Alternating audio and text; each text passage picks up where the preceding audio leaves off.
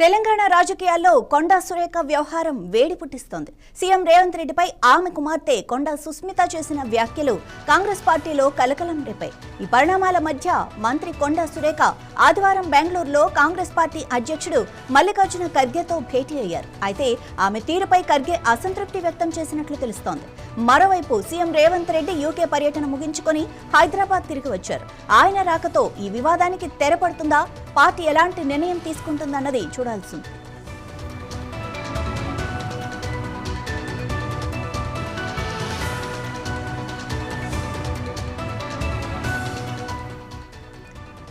CM Revanth Reddy UK పర్యటనలో ఉండగా ఇక్కడ ఆయనపై మంత్రి కొండా సురేఖ కుమార్తె కొండా సుస్మిత కొన్ని సంచలన వ్యాఖ్యలు చేశారు.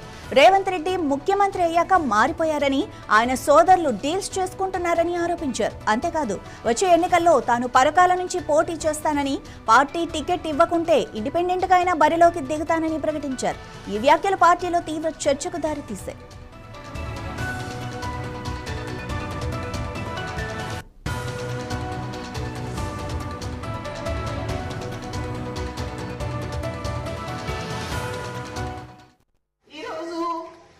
నిన్నొచ్చి నెక్స్ట్ ఎలక్షన్ గురించి మాట్లాడినావు కదా, 2 ఎలక్షన్ల తర్వాత రేవూరు ప్రకాష్ రెడ్డిని గెలిపియాలి అని చెప్పినాం.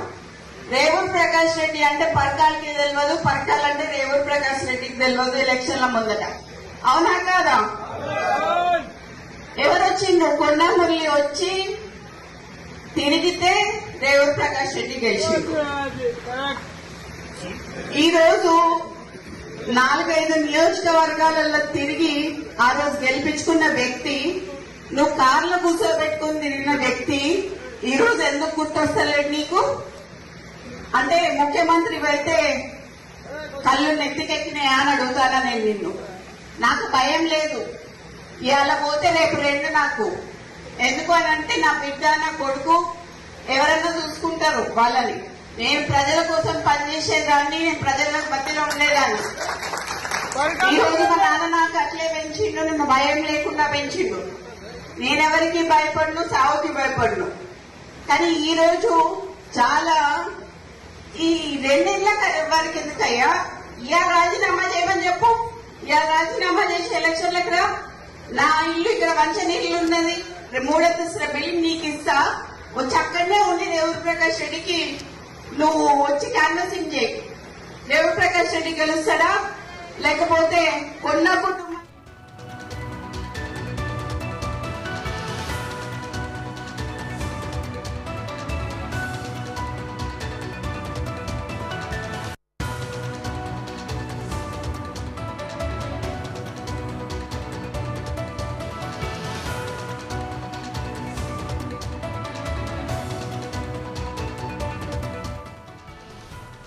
ఈ విషయాన్ని కాంగ్రెస్ అధిష్టానం సీరియస్ గా తీసుకుంది. మంత్రి కొండా సురేఖను వివరణ కోరింది.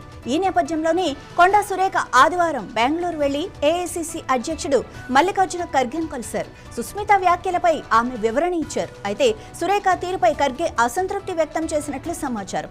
ఆమెకు స్పష్టమైన హామీ లభించలేదని తెలుస్తోంది.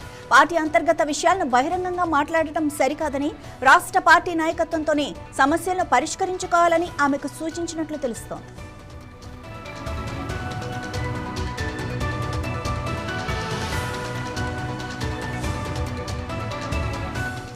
కొండా సుస్మిత వ్యాఖ్యలను కాంగ్రెస్ నాయకత్వం తీవ్రంగా ఖండించింది.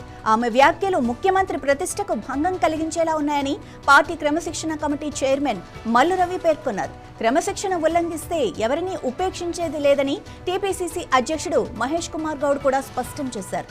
పార్టీలో సీట్ల కేటాయింపుపై ఒక నిర్దిష్ట ప్రక్రియ ఉంటుందని, ఎవరూ సొంతంగా అభ్యర్థిత్వాన్ని ప్రకటించుకోలేరని ఆయన తేల్చి చెప్పారు.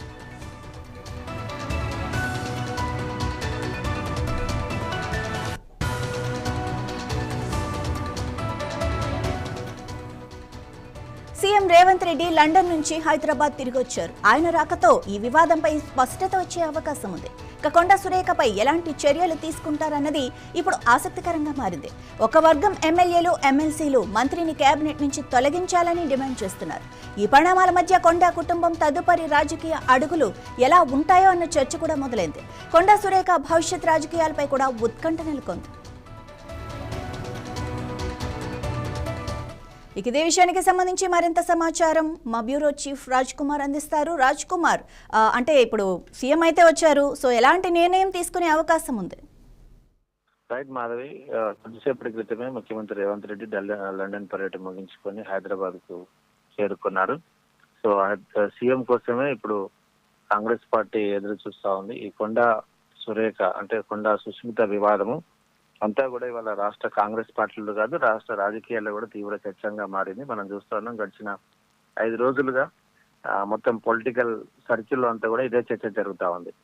కొండా సుస్మిత పటేల్ వచ్చేసి డైరెక్ట్ గా సీఎం రేవంత్ రెడ్డి మీదనే వ్యాఖ్యలు చేయడము, విమర్శలు చేయడము, ఇది నా అడ్డా పరకాల నీవెవరు అని ఆడమపై షోకాజ్ నోటీసులు కూడా మంత్రికి ఇచ్చారు, కొండ సురేఖకి ఇచ్చారు. ఎందుకంటే కొండ సుస్మితకు పార్టీలో పెద్దగా క్రియాశీలక సభ్యత్వం లేదు, ఆమెకు పోస్ట్ కూడా లేదు. కాబట్టి కుమార్తె చేసిన వ్యాఖ్యలకు తల్లిగా ముఖ్యంగా కేబినెట్ మంత్రిగా ఉంది కాబట్టి మీరేం చెప్తారని ఆమెకు షోకాజ్ నోటీస్ ఇచ్చినప్పుడు ఆమె పెద్దగా ఎక్స్ప్లెనేషన్ 2 సార్లు ఇచ్చింది.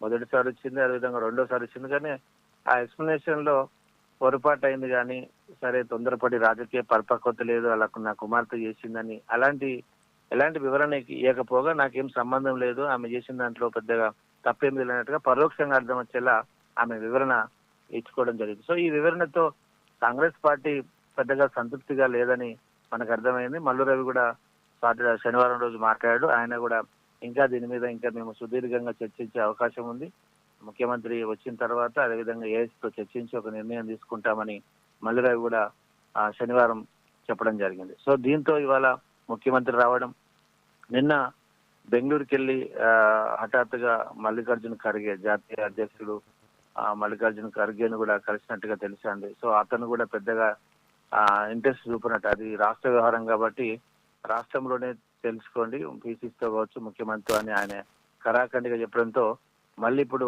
వచ్చేసి సీఎం రేవంత్ రెడ్డి యొక్క కోర్టులో యొక్క బంతి ఉన్నట్టు తెలుస్తుంది. కొండ సురేఖను ఏం చేయాలి, మంత్రి వర్గం నుంచి బర్తరఫ్ చేయాలా, ఉద్వాసన పలకాలా, లేకపోతే క్షమాపణ చెప్పించాలా అనే దాని మీద ఇవాళ సీఎం రేవంత్ రెడ్డి పిసిసి అధ్యక్షులు ఇవాళ ఒక సుదీర్ఘమైన సమావేశం పెట్టుకునే అవకాశం ఉంది. ఇది చాలా కీలకమైన సమావేశం.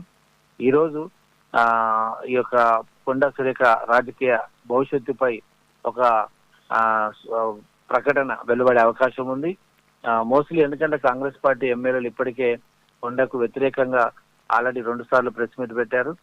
వాళ్ళందరూ కూడా తీర్మానం చేశారు, ఖచ్చితంగా ఇలాంటి వ్యాఖ్యలు ఉపేక్షించలేదు. ఈ రోజు మేము క్షమించేస్తే లైట్ గా తీసుకుంటే రేపు రాబోయే రోజుల్లో ఇంకా ప్రతి నియోజకవర్గం నుంచి సుస్మితా పటేల్ లాంటి వాళ్ళు తయారవుతారు. అది ముఖ్యమంత్రి మీద ఇలా విమర్శించడం అనేది సరికాదు అనేది వాళ్ళ యొక్క తీర్మానం. సో వాళ్ళందరూ కూడా తీర్మానం చేశారు. పిసిసికి, ముఖ్యమంత్రికి, ఏఐసిసికి కూడా విజ్ఞప్తి చేశారు, ఫిర్యాదు కూడా చేశారు.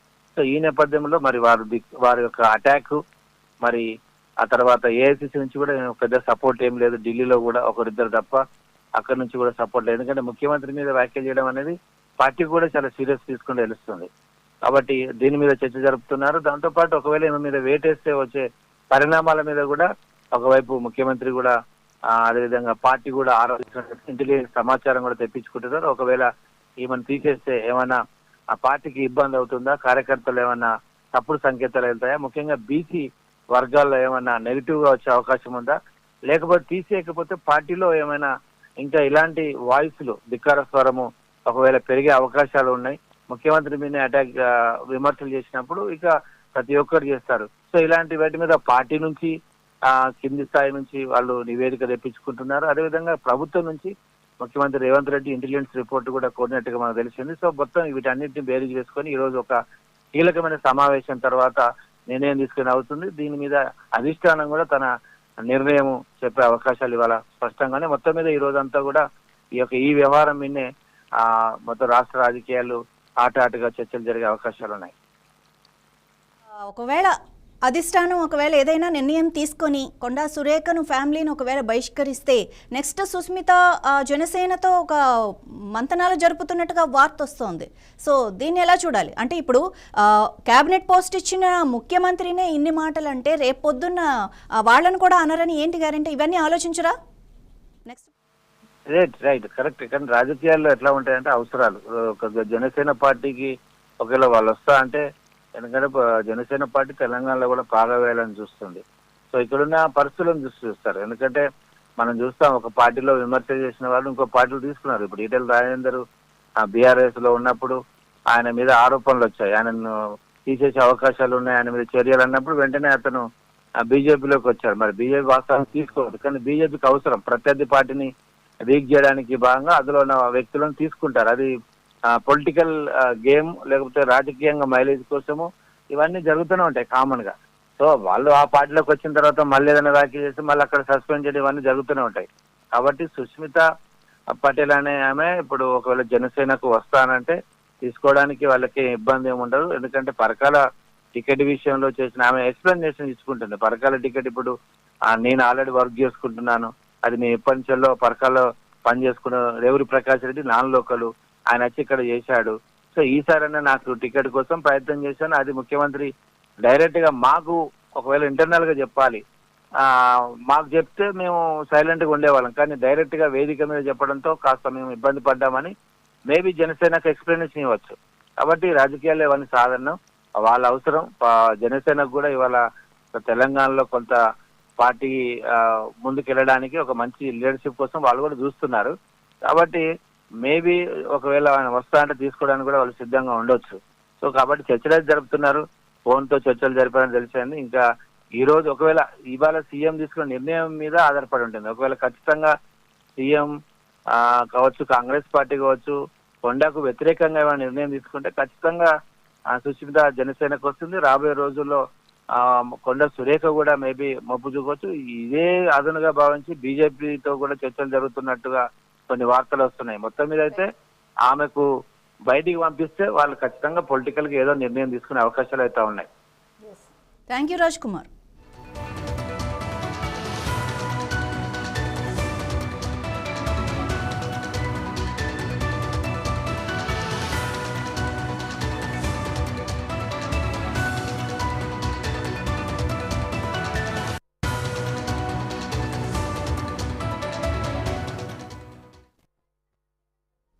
సీఎం రేవంత్